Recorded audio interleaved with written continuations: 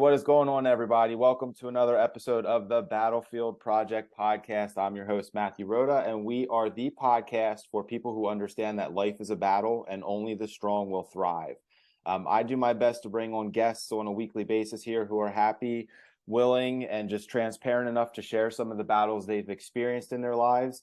And then what they did to overcome those battles, and now the life they get to live because they had the courage, the fortitude, the discipline to fight those battles head on. The thing I like to introduce here in the beginning is always, I feel like a lot of people assume that successful, happy people have the red carpet laid out in front of them and just got lucky, and that's why they live the life that they live. And 9.9 times out of 10, I do not think that is the case. And that's the point of this podcast, is to show everyone out there that everybody has battles that we face. And it's just the people who find happiness and success in life have the courage, the fortitude to fight those battles and not play the victim card. So today I've got an awesome guest. He's a good friend of mine. We probably only got to know each other about a year ago. Now we do a little bit of business together as well. Super stand-up guy, great professional, great friend, great human being. So I'm super excited to have Adam on the show here. Adam, thanks for joining us, man. Hey, Matt, thanks for having me on, man. Always great chatting with you. I'm excited to be here and pour into the audience. I love what you're doing, and just very, very blessed to be here today, man. Awesome, man. So I'm going to do a quick here bio for Adam, and I'm probably going to pronounce your last name wrong. I apologize. Adam McChesney. You Easy did enough? it. Got it. All right. I kind of thought that was it, but sometimes I'm like, it's going to be like, it should be McChesney or something like so. Good. Got it. Adam is a serial entrepreneur based in St. Louis, Missouri. Originally a medical device sales rep, transitioned into entrepreneurship full-time in the midst of the pandemic in July 2020, which I admire greatly because a lot of people folded during that time, and instead you expanded, which is incredible. Leaving a comfortable and secure job during uncertain times brought a lot of challenges along the way. He went from making $200,000 plus a year working for a well-known CPAP manufacturer to taking a chance and betting on himself. No better bet you can make in this world, man, than on yourself. He was tired of going through the motions, always knew there was something more to life other than just money and nice things, and having the entrepreneurial bug and opportunity going to digital marketing full-time seemed like the right move. Since going out on his own, he has leveraged his skills of digital marketing to grow multiple companies. At this point, he is the owner, partner of Height Digital St. Louis and owner of Auto Glass Repair of St. Louis. Height Digital St. Louis is now a seven-figure digital marketing agency, a member of the Inc. 5000 at number 868, so towards the top of that list, super impressive, and was awarded Future 50 St. Louis, an award that's given to the fastest growing companies in the city. Obstacles along the way have included overcoming criticism and doubt from many leaving corporate America and making the transition from sales rep to CEO. Man, I love your story. You're like the epitome of like the people I love connecting with and being friends with, because you had a taste of what it was, weren't good with it, even though you were finding a lot of success. And you're like, nah, there's something better out there. Like I got an itch, I got a bug, I got intuition speaking to me. I'm going for it. And you went for it, and you're crushing it, man. So yeah, I'm proud to be connected with you. I'm honored to be your friend, and thank you for being on the show. And I'm excited to hear what you have to share with our audience, man. Yeah, no, and I appreciate all those kind words, man. And likewise, I appreciate our friendship. I've really enjoyed getting to know you and love everything that you're a part of. So if you're a part of it, I'm a part of it, man. Appreciate But it. I think in terms of just, overcoming different obstacles and being tested in life, right? We're connected with a lot of people that when they become entrepreneurs, it's kind of like their last chance effort to really like make something of themselves. Not so often are you hearing the people that left comfortability to actually make something for themselves. So you would think that would happen a little bit more often in the networks that we're in, but so many people don't take the chance on themselves, right? So they forget that at the end of the day, they have this opportunity to make what is referred to obviously as the American dream. And they're so content of being in that bubble or working for someone else when they have so much more to give. So back in 2018, I had just proposed to my now wife, Delaney, and I was thinking about the future of, eventually having a family. And, I always wanted to be in medical device sales, but I quickly got promoted after working at ResMed for 9 months. So I went from making $75,000 a year to 150 in my first basically 9 months, and then 200 in the first full year. So I had it all figured out. So it seemed, right? But what ultimately I decided, because I'm kind of always that person, when I reach one level, I'm like, what's the next level? Yep. So because I got promoted and I thought I was going to get promoted, 3 to 5 years down the line, I got promoted 9 months in, started thinking, started doing some research, started talking to people, and realizing that if I wanted to get promoted to that next role, it was going to be a little bit more money, but it was going to be a lot more travel than I was already doing, and a lot more roles and responsibilities in managing people. And that's not what I wanted to do. I didn't want to trade my time for money. Yeah. So I started to begin to do some research online of ways to make money, and went across Amazon, drop shipping, eBay reselling, all of the things Yep. that, people try to do to make money online. And I came across this idea of building out digital real estate. So essentially it was me getting taught how to build websites, rank websites, do paid ads, all of that good stuff. Yep. And so I started doing case studies and working on my own projects really over the course from 2018 until I ended up going full time. And I just started ranking stuff to the first page of Google, not asking anybody for any money, but then I would sell, the leads or whatever when obviously the results were there. So I got 2 years worth of experience before I went full time with it. And in 2019, at the end of the year, I kind of just looked at it and I really wasn't putting much time and effort into actually making it a success, because I had the comfortability of medical device sales. I said in 2020, this is going to be the year that I take that leap. Obviously, Yeah. we all know what happened in 2020, right? Yep. So I was already really devoting time and energy to the side hustle for about 2.5 months before COVID hit. Yeah. So when COVID hits, I'm kind of already on the up and up, waking up super early, devoting time and energy to that business, and then doing stuff after work. But COVID hits, and medical device sales, I was visiting people and doing all this stuff outside of my home. And now I'm in my home. Our customers are shut down. We're taking time off, all those different things. So Yeah. I just doubled down even more. And then I decided to take that leap of faith. We actually bought our dream house in May of 2020. And then 6 weeks Okay. later, I quit my job. There you go. So Why not? Right. yeah, why? I mean, it seemed like a great idea at the time, at least, but it's one of those things where I sometimes have to have my back against the wall in order to see what I'm truly made of. Yep. And whether that's in an environment that is outside of my control, or it's one that I actually create and bring it into a reality, that's where I thrive. And so this was just another one of those things that I did. And, looking back on it, there was a lot of things I thought I knew, right, Mm-hmm. that I didn't know. And it came evident really within the first month and in the first year.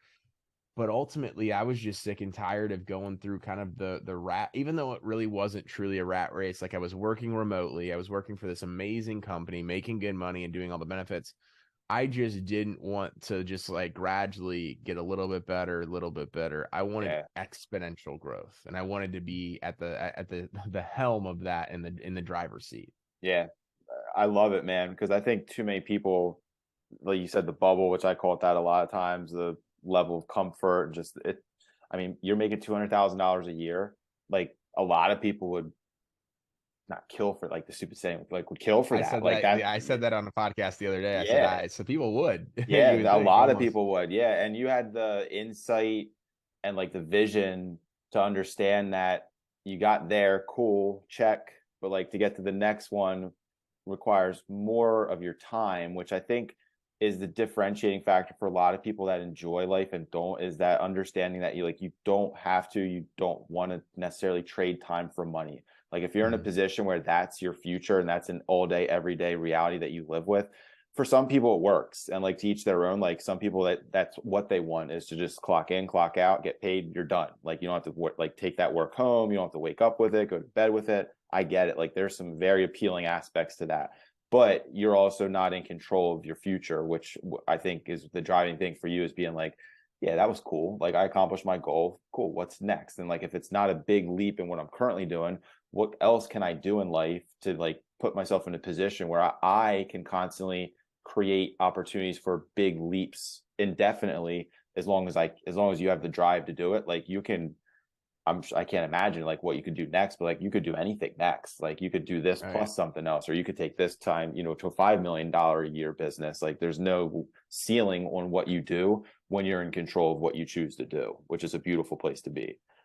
Yeah, absolutely. At the end of the day, like my goal in kind of the back of my mind was always that freedom aspect. So I think Yep. for a lot of entrepreneurs, that word freedom rings in the back of our head all the time. For me, that means work when I want to, where I want to, how I want to, and with who I want to, Yep. and really be in control. That last year that I was in medical device sales, we had our commissions cut once we started selling like a very new product to the market. So there was always some sort of like cap or caveat, even though they tell you it's an uncapped position, Yeah. right? Yep. And so you start breaking through these barriers, and then there's like a slap on the wrist. And Mm-hmm. not that like, if I were in their position too, it probably makes sense, right? You get it. Yeah. But I still just didn't like having that. Other aspect is there was just a massive shortage of supplies even before the pandemic. So a lot of our stuff's on back order, on back order, on back order. So like Yeah. I'm the one getting the brunt of all of that stuff. And then I'm basically just having to take all of that, knowing that in my control, I don't have control. Yeah. And so, obviously, as the CEO of our business now, we have a very big team. I'm never going to have control over the full situation, but I can still dive in and impact what's going on in that moment, and then Yep. also make sure that that doesn't happen again. Where I just didn't have that, so I felt just like running this continuous rat race or a marathon of like I'm selling this stuff, I'm doing everything on my end, and then Mm-hmm. there's the whole fulfillment part that's not being done. So That you it can't control. just was an unfulfilling moment. Yeah. Dude, I'm right there with you. I feel like we're probably wired the exact same. I say to people quite often, you could wave a magic wand in front of me and be like, I'll take you from X per year that you make right now, multiply it by 10. Yep. But you have to like trade your time for it, and you have to work out of your house, and you have to like basically you're not in control of your time and freedom. And I would be like, hell no. Like Yeah. no amount of money can be dangled in front of me for me to trade my freedom. And I didn't realize that until probably like probably a couple years prior to that. Like I started to understand the value of time and freedom. But once you have like, family and kids, and like I'm fortunate enough I work from home, and like I get to go upstairs after this podcast and spend another hour with them before the next one. Like, during normal work weeks, like I take little breaks and go have lunch with them. Like that to me is what I value the most, like by far. Like Mhm. I love entrepreneurship, but like I love being a dad and a husband. Like that's to me, like that's number one. And then the business that I have and like the things that I do feed that aspect of my life and allow me to thrive in those roles, because those are the most important to me. Um, and that's again not for everybody, but man, like when you can put yourself in a position to like have freedom of time, I feel like the world just opens up to you, and like all the stress, not all stress, a lot of the stress melts off your back. So Yeah. my question to you, man, because I knew you had that auto glass thing. I've seen you post about it before, and kind of like I understand digital real estate, and I'm starting to do something similar for a different industry locally for a guy. So what went from that to being like, my guess is it was the whole like you want to set bigger goals and keep pushing yourself, but like what took you from that to full-time agency, like an all-inclusive agency model? Because totally different. Like I would imagine the digital real Yeah. estate something you do by yourself on the side, easy enough, Yeah. but once you start managing clients and like doing their websites and handling their social and all that SEO, all that stuff, totally different ball game. So what transitioned you from this to this? Yeah. So at one point I had about 150 digital real estate websites, just like my auto glass company. So my auto Okay. glass company, I was selling those leads to a local auto glass company before I did it. The process is really the same when it comes to the SEO side of things. It just takes a lot longer because you're Yep. literally creating something that's brand new.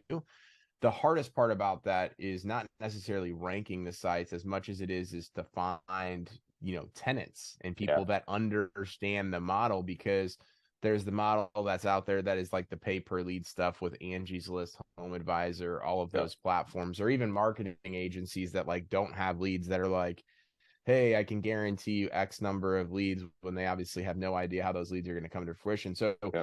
I was having to like overcome all of those things and let these leads literally just sit there. I'm like, no, Yeah. listen, like Yeah. I would literally just send leads to people, like even without, not necessarily without their permission, but like, hey, I got this lead, I'm going to send it over to you. Like, and then when they would answer the phone, at the time, my company was called Ms. Marketing. So it's, hey, this is from Adam at Ms. Marketing. And then people were like, wow, these leads are great. Yeah. Problem is like, as you start to grow and scale that, it's basically a job in and of itself just to make sure that people are paying per lead commission. Like, so it's basically like being a landlord, right? And Yep. as I transitioned, I was going to continue doing that when I went full time. I really didn't have a plan, but as I started telling people that I was going to do this full time, because before the digital real estate model worked so well, because I didn't have to tell people what I was doing because I was doing it on the side of working my other job. Yep. Once I started, getting in networks and telling people what I was doing, everybody was like, man, this is great, but like, you hold all the leverage, which is part of the reason why that model is so great, is like, you hold the leverage with that website. I'm basically just renting it. I want to pay you more and more upfront for you to do this for my stuff. And that's just go ahead and do it. So I started getting referrals from that. And then I just realized like the other stuff was just such a grind, and it was just me. Yeah. So I had to kind of make a choice. Now I'm down to like 5 or 6 of those 150. So I sold some off.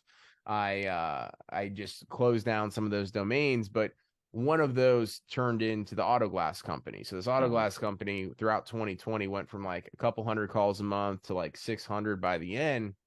So I started that company in January of 2021, not knowing anything about auto glass, still don't know anything about auto glass.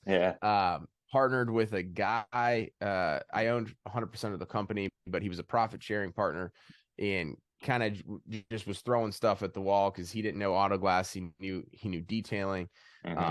Won't bore you with that story, but it ended up really, really bad. So that company was really in the dumps for about the first year, just losing money, but also just not really having someone in the organization that could actually take it to the next level. So hired a manager that now runs that company. And then I sold most of that company earlier this year, just now focusing on the marketing side of things, not the funding of the company, not big picture growth, hiring, all that stuff.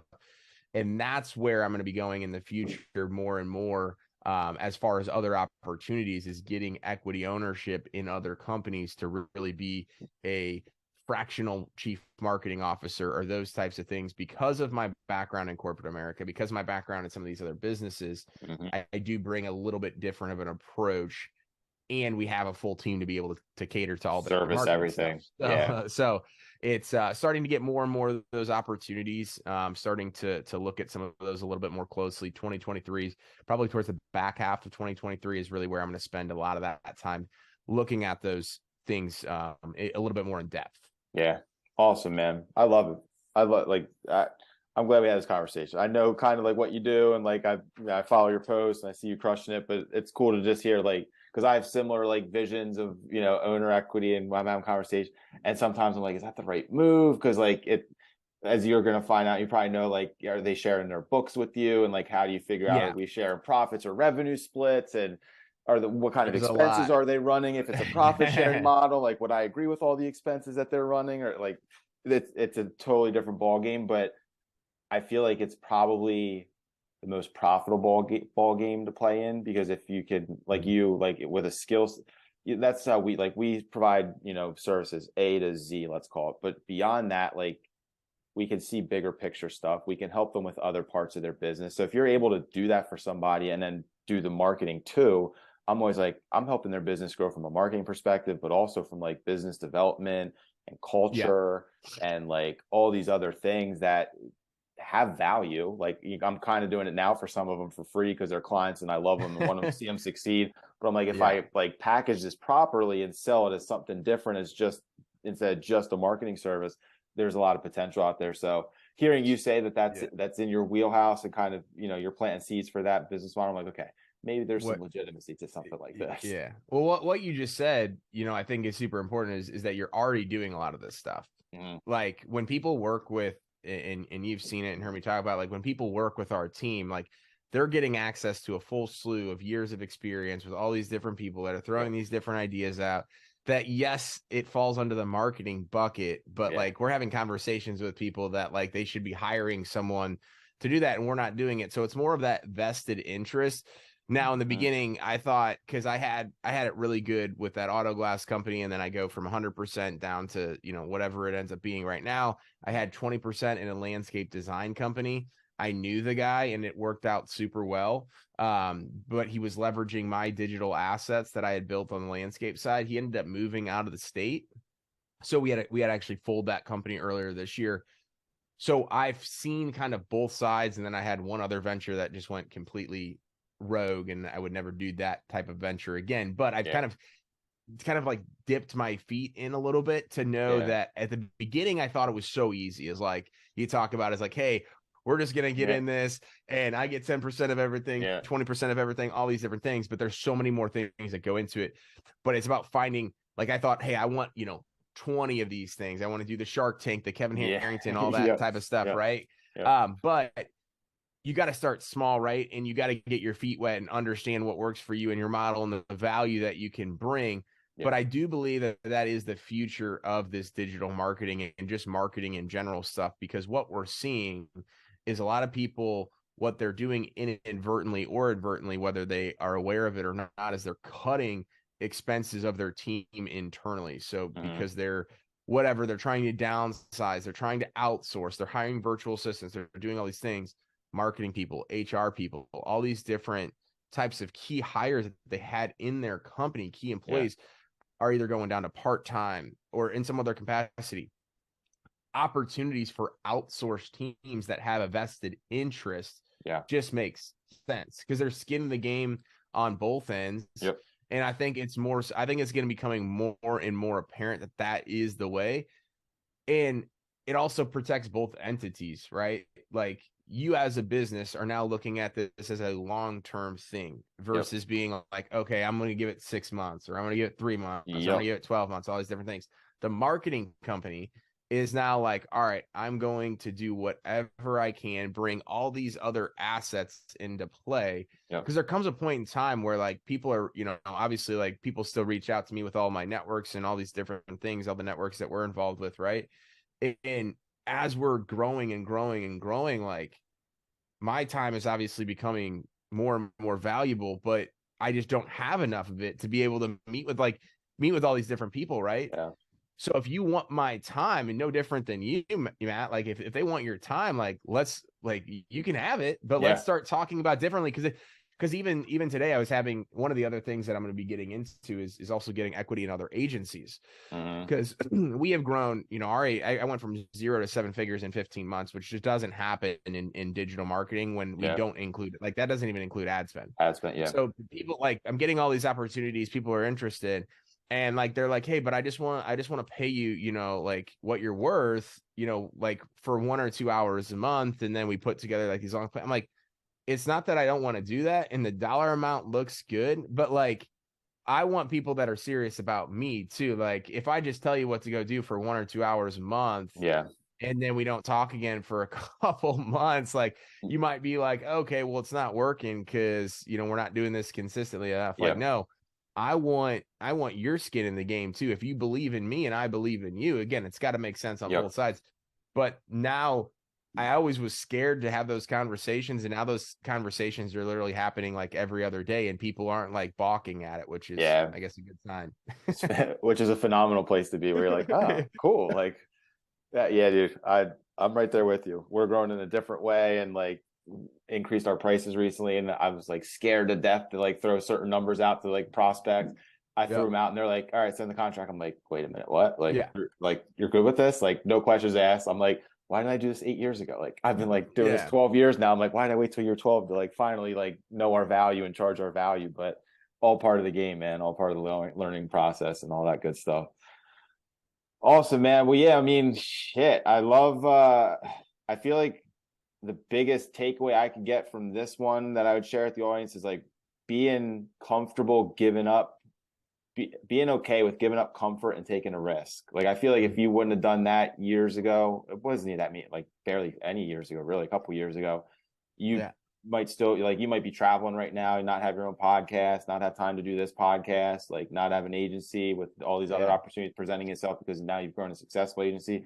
That one decision to be like, yeah, this is nice, and yeah, I make good money, and like this is what I always envisioned for myself, but I have a feeling there's something more out there for me, and I have a feeling I want to like do something else, and acting on that. I mean, look at the blessings and rewards now that unfold on you on a daily, weekly, yearly basis because you had that courage, man. Whereas some people had Just that don't. feeling 2 years ago, and 30 years later, they're grinding it out. They hate it now because they've been doing it for 3 decades and they've always wanted to do something different. They never did. Like, there's a time and a place to risk stuff. And if you have, family of 6 and you're barely getting by and you have nothing else lined up, don't risk it. Like, Yeah. do what you're doing until you have an alternative plan in place that's like that will supplement that and replace that. But if you're in a position where you can, like, I'm such an advocate of throw caution to the wind and go for it and fail forward. And that's when life gives you blessings because you had the courage to just not stay in that complacency state of mind constantly. Oh yeah. I think the other aspect and one key takeaway, and I didn't talk about it a whole lot, but really a harp on it, is like the preparation side of it as well. I look at COVID in kind of two different aspects. Like if COVID never happens, I don't know if I ever actually took the leap of faith to actually go ahead and do it, because who knows what my journey would have been like during that time, out in the field doing medical device sales, or I would have became an entrepreneur, but it wouldn't been as quickly as I obviously did. The preparation side to that, I was putting the work in 90 days, 60 days before COVID actually hit. Because again, if COVID hits and I'm not already in that grind mode, who knows? I might have just been sitting on the couch, like ordering takeout and literally just been like kicking my feet up, like, man, this is good. This is the life. I don't have to do anything else. But instead, I already had that routine. I already had that mindset. I was prepared to take advantage of the opportunity when so many people were like, no, I'm going to take advantage of the opportunity and just do nothing. So that's another, I think, key aspect to that as well. I think that's probably the key. You have to like, and that's whether, even to your point, like whether it was you doing the side hustle, digital real estate, and then all of a sudden it was like, oh, opportunity present, or you're doing that, but you're creating the discipline, the routine of being prepared. So even if it was a different opportunity that presented itself, you're still working that muscle, that mind muscle, that like discipline muscle to be in it. And again, I think the universe watches everything and sees everything, God, universe, whatever you want to call it, and knows like, it's like, okay, that's someone that if I present an opportunity to is going to take advantage of it, because whether it's in relation to what they're preparing for now or something totally different, but that human being is preparing for growth and is preparing for blessings and works hard and is disciplined and is able to sacrifice things, all those qualities, and then looks at another person and goes, okay, they're just going through the motions. They don't show any desire, fire, spark. I'm just going to give it to the person I think is going to do something with it. Like, to me, it's like, it's natural. Like the universe and God and whoever wants to like give to those who are willing to do work and like, and give that effort and like show their gratitude through the work and all that stuff. So I think that's the key, man. Whether it was something, I mean, you went from something that was very similar to something that you're doing, but I think no matter what you were presented with opportunity wise, because you do the work and because you're disciplined and you're willing to sacrifice and take risks, something would have presented itself to you and you would have been on point enough to see it, sense it, and then act on it, which is the differentiating factor between someone like you and someone, like you said, that's just sitting on the couch during COVID being like, oh, this sucks, or like, oh, this is great, like I have a job, I'm getting paid, but I don't have to do anything because COVID screwed everything up. Like, I'm sure there's millions of people that live that life and are still in that mindset right now and are bitching and moaning about a whole bunch of things in their lives because that's the world that they're creating for themselves. Whereas you, me, a whole bunch of people we're connected with wake up every day and they're like, what can I do today to make myself better, to put myself in a position to succeed? And then like my sensors are on high alert constantly, and I smell an opportunity and I'm like, okay, over there, like check it out. Is it a good one? Yes, let's pursue it a little bit. Is it not? Fair enough. There's another one around the corner. And it's a fucking awesome way to live, man. Like, I love it. It's a great way. Absolutely. Couldn't agree with you more. Awesome, man. Where can people find you online? Yeah, want to so connect with you, personal or business? Yeah, absolutely. So the best place on social media is going to be Instagram. That's Adam L. McChesney. And then you can go over to AdamMcChesney.com, just my personal site where you can find all my social links on all the platforms and just everything that I have going on. Right on, man. And he technically, in the grand scheme of things, you're a direct competitor of Verta Marketing. Like, you guys do what we do. I don't care. Like, I'm good with it. Like, if you resonate with me, work with us. If you're watching this, you're like, that Adam dude kicks ass. I would highly recommend, and I have recommended Adam to other agents, other potential clients that just don't fit what we do. But yeah, stand-up guy. If for whatever reason, you want to work with him, I would give you my stamp of approval and say absolutely a great decision to make, man. So thanks for being on the episode, man. I appreciate everything. If you found value in this episode, this is a lot of marketing talk. So when I introduce this, I might be like, it's a really good one for people like in business and interested in marketing, because I feel like the digital real estate and all that kind of stuff. But overall, just taking risks, going for it, positioning yourself for success. I think there's a ton of value in this, man. So thank you for being here. Appreciate it. Yeah. Thanks for having me on, man. Appreciate it. Absolutely, man. All right, everybody. I'll see you on the battlefield.